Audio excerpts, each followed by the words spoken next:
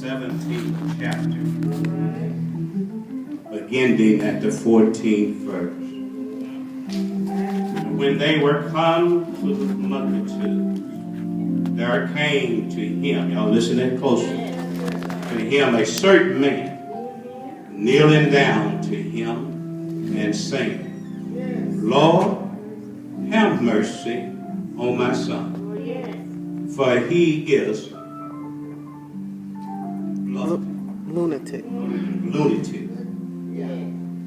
and so vexed. Oft time he falleth into the fire. Y'all see it? And off into the water. 16, 17, and 18, what we really need to look at. And I brought him to thy disciples, and they could not cure him. Then Jesus answered and said, O faithfulness and pervert generation, how long shall I be with you?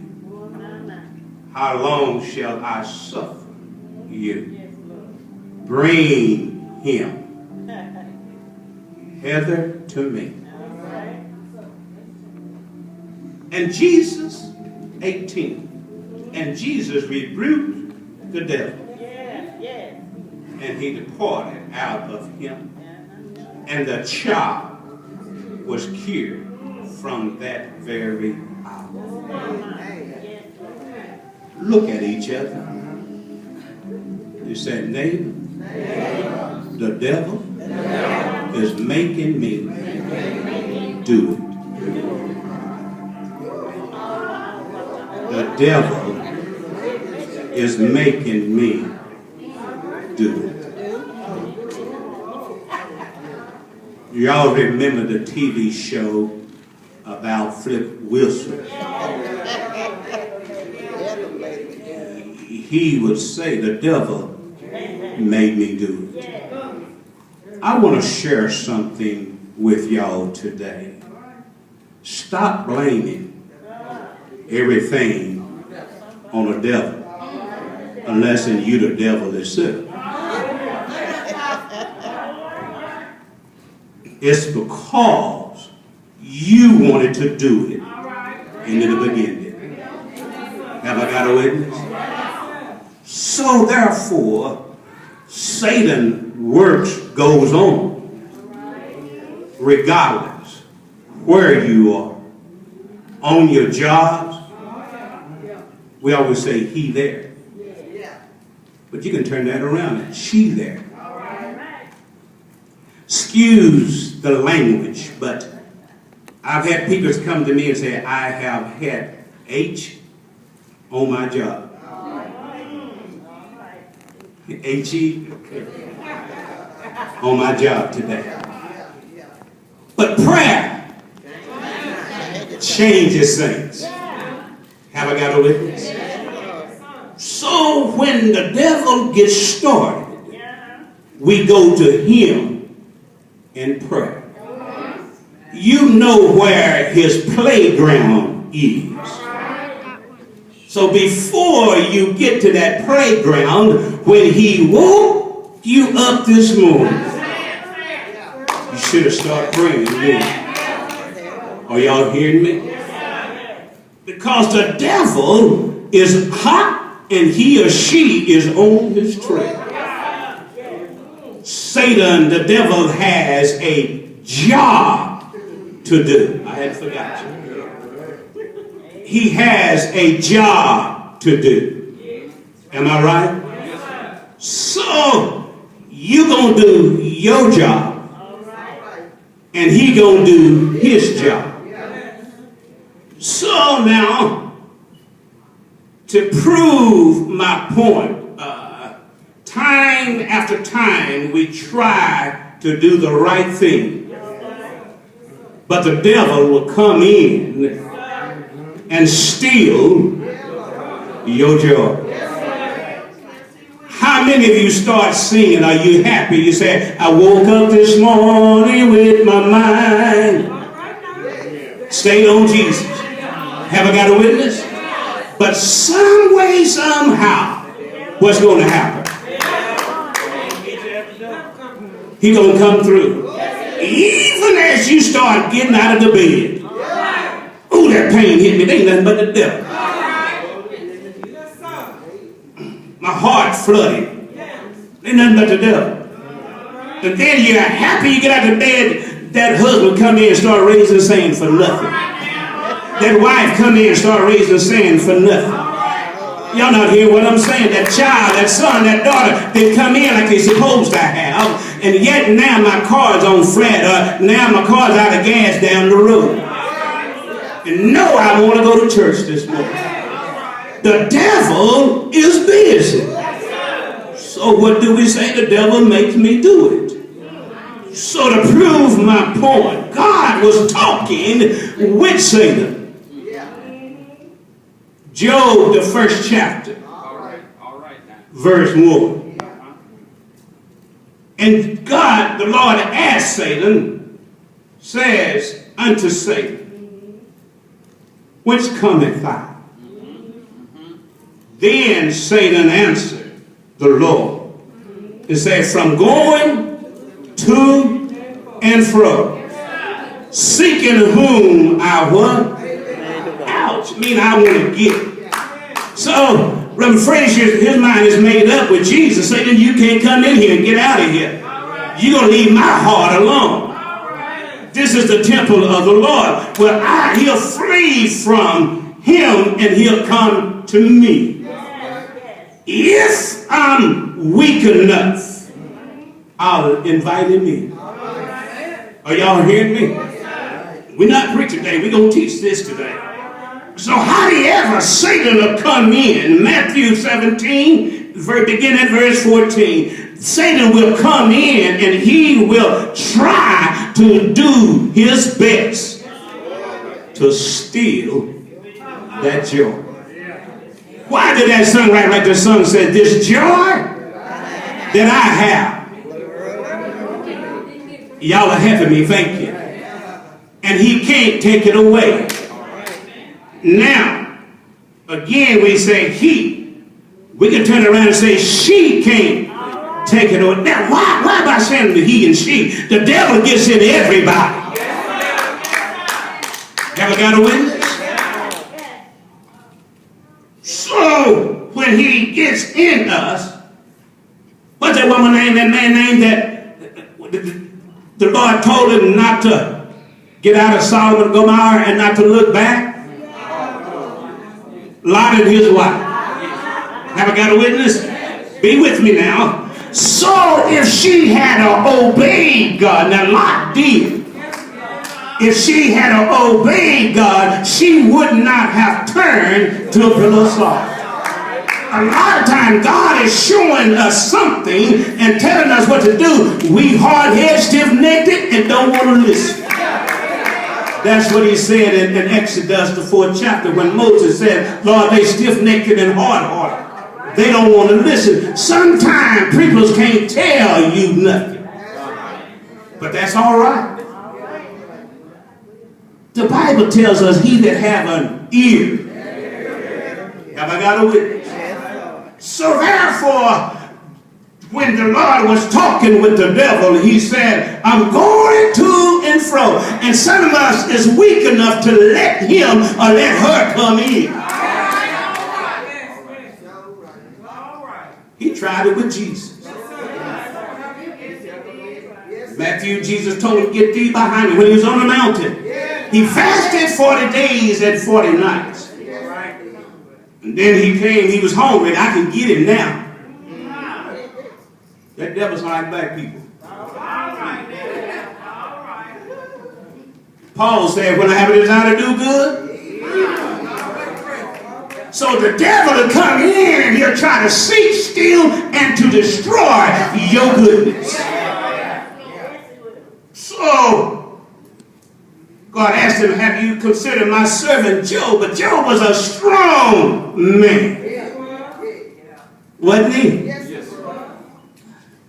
I can't go to church. I lost my son. I can't go to church. I lost my daughter. I lost my house. I lost everything. Job kept questioning them. Job said, I lost the cattle. I lost everything that I had. Naked I came. I'm teaching y'all. Naked I came into this world. Naked I will return. What you saying, Job? I came here with nothing. I'm leaving here with nothing. But we came with nothing, but we can leave with Jesus Christ in our hearts if we accept it. That's what I'm trying to say. This material thing don't mean nothing. I don't care what you put in the casket. I don't care what you hook up to the hearse. I don't care what you have in the trailer. I don't care what you have on your fingers, your neck, and all. In your mouth, if your heart is not right with God, hell will abound. Y'all do know hell is real. So then, when God was talking with him, Paul began to come on the scene. Paul began to talk and said, every time, Romans 7:21. Every time I have a desire to do what? Evil. Get thee behind me. The devil is making me do it. When you try to help people, they'll get there and try to tell the preacher something. Then they'll go off and holler, I told him off. If you told him off, why don't you teach? Why don't you come in the church and do the work of the Lord? Again, every time I have a desire to do good, what happens? Evil. Get on my trail.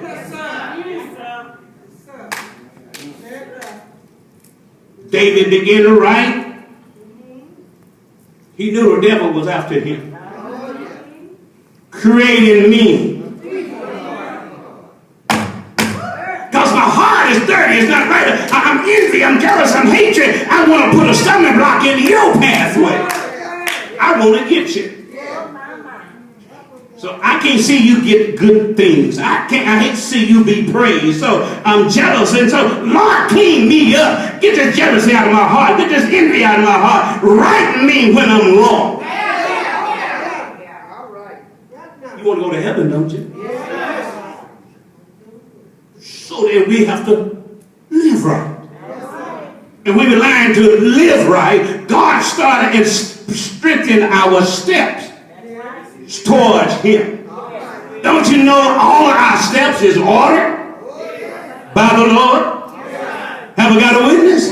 But it's in time when Satan is coming in and our steps are getting short. And I'm not talking about because of our health. I'm talking about our steps are getting shorter because we are turning away from God.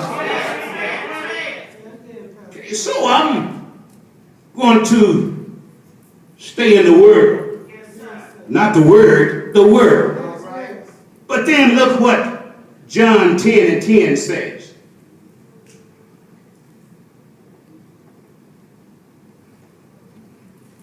The thief come but to kill and to steal.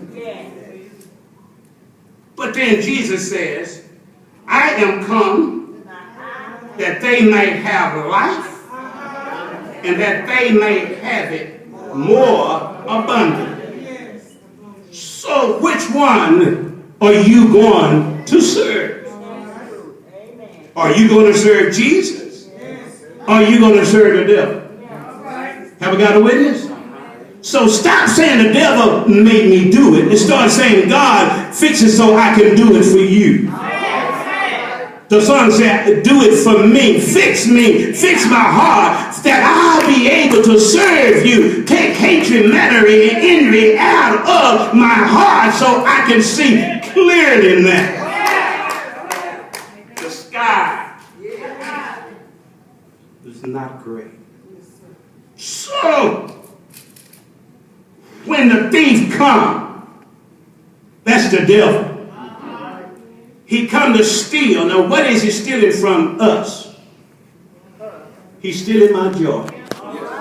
I come to lift him up, but he steals. He steals my joy. Have I got a witness? Talking in the church when they're making an announcement. Talking in the church when preachers is preaching. Using the phone. Playing games on the phone. Putting puzzle books in the church. And we need to be listening. Listening to other preachers while church is going on. Where is your mind? But here it says, I come to lift up Jesus. Psalms 121 says, I will lift up mine eyes. How can you lift your eyes when you're on that phone? How can you lift your eyes in that puzzle book? How you lift up your eyes when you're there writing notes? I'm not getting nothing out of his sermon. What did you have when you came? So therefore, the devil is making us, he's giving us tools and things to work with to keep our minds occupied from the Lord. So then, you don't believe me? Ecclesiastes 3:1. It said, to everything there is a season and a time. Every purpose under heaven. Not just verse 1. You need to read the whole chapter of Ecclesiastes 3. Lord, this is some tough in there. We need to turn away from our wicked ways and start doing the will of God.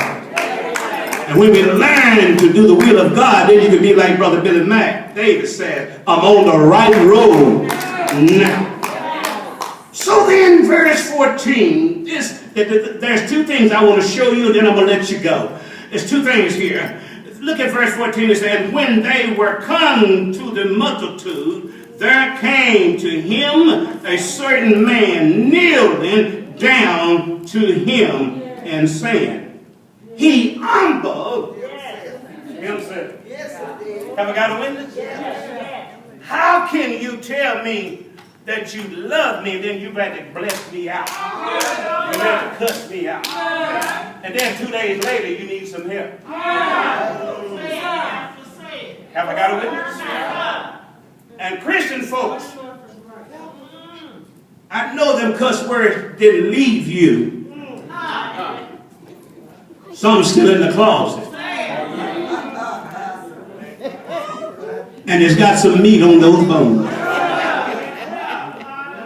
I dare you to make somebody mad and we're a child of God. I dare you to make somebody, but I'm telling you the reason why you say those words is because it's in your vocabulary. Y'all not hearing what I'm saying? Keep on knocking on you. It's because we are not closer to God. Now, when we become a Christian, that don't mean that we've forgotten everything. Have I got a witness? We haven't got it. But Paul said the thing that I used to do, I don't do them. Why? Because I've been changed. So in verse 14, the man humbled himself because he needed, verse 15, he needed some help. So that brings to my second point. I don't have nothing. So I better learn how to treat people. I better learn how to talk to them. I better learn how to humble myself. You know why? Because somewhere along the line, I'm going to need somebody. Because you know why? Hospice may be right around the corner. That nursing home is over the hill and round the corner. Some children don't care about their parents. Throw them in there and forget about them. What about the money? What about the house? But somewhere I need to lay my head. Ever got a witness?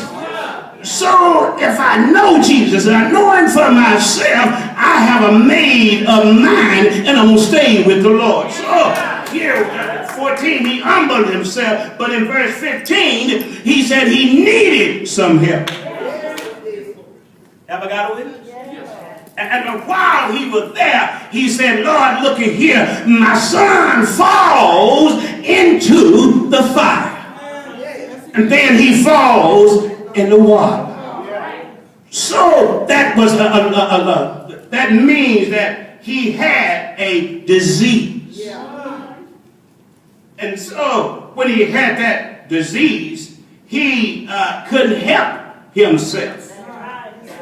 So when he couldn't help himself, they said it was something like the leprosy. He would, his body would lock up and he would stagger. Or it was something like seizures. All right. That epilepsy, thank you. He would fall down. He couldn't control himself. That was what that lupus meant. So therefore, when he did that, nobody could help him. His disciples that Jesus taught well, they could not help him. Verse 17. He said, verse 16. He said, and I brought him to thy disciples, and they could not what? So therefore, those disciples, they supposed to have had faith. Look at us today. How strong is our faith? The Bible says faith is the substance of things hoped for and evidence that things are not seen. So I'm praying, Sister Walker, I'm praying to God that he's going to bless me with my needs. I can't see him bless me yet, but I know my blessing is on the way. How do I know it's on the way? Because I have faith in God. I trust in God. He will deliver me of what I need. Not what I want. God have mercy. So then, when faith is a substance of things we hope for, that's Hebrews 11:1. But let's look at Romans 10 and 17.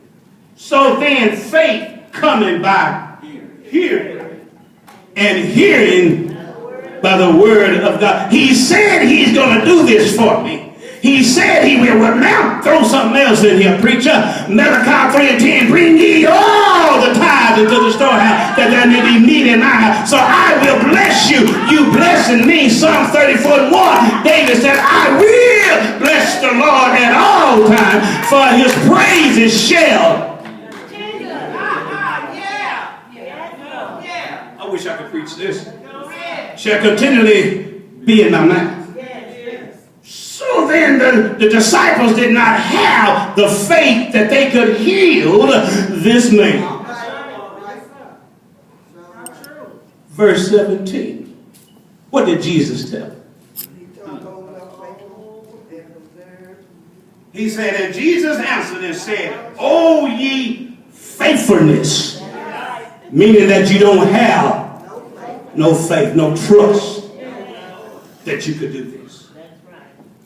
Then he talks about the perverse, I can't pronounce that name right, the pervert generation.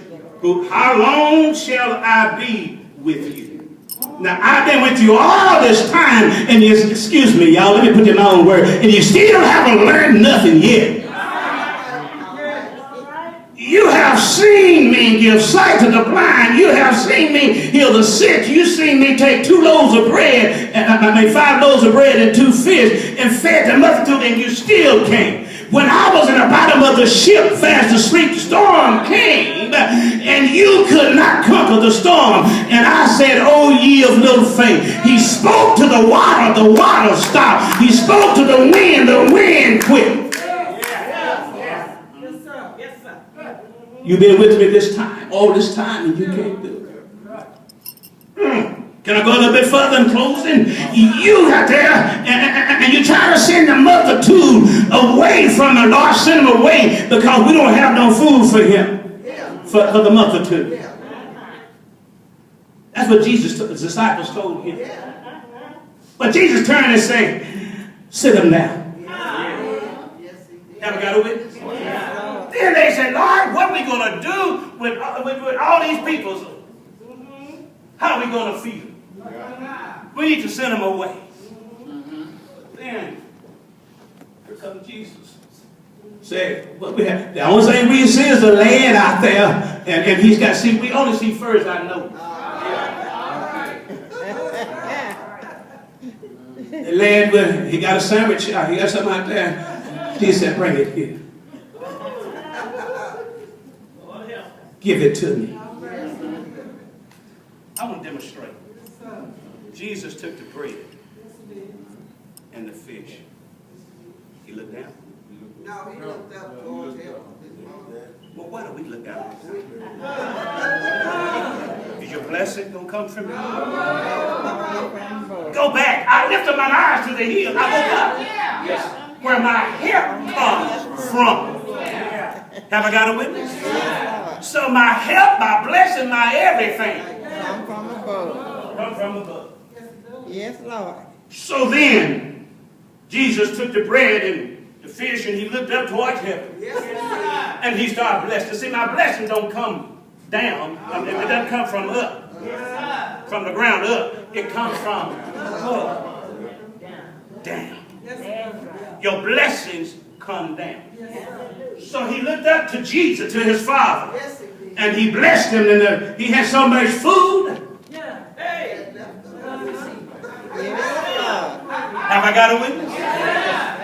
Where is our faith? Lord, that Sunday school lesson whooped me all sides of my head. Yes. Worry.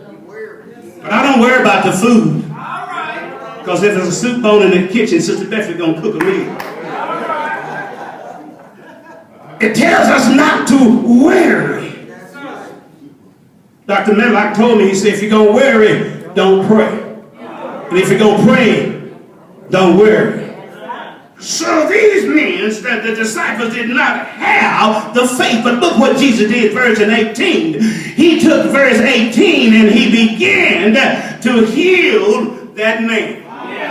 Have I got a witness? And when he healed him, what happened? He cured him. He cleaned him. The devil had to leave.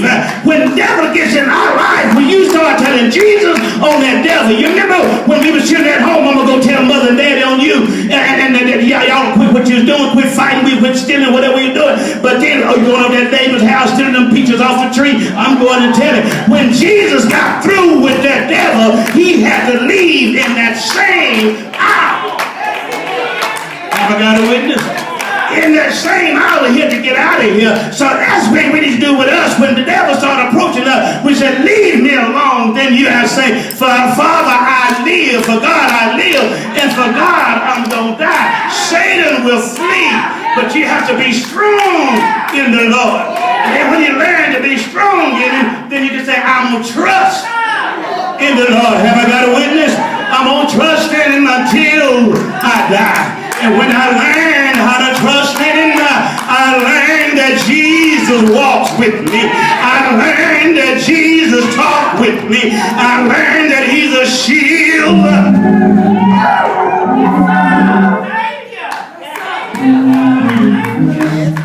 In the midst of my tribulation, I've learned that he is a way maker. And I heard him tell me the other day, Bedford, don't worry, don't worry, don't worry. Hold your peace, and I will fight your battle for you. Have I got a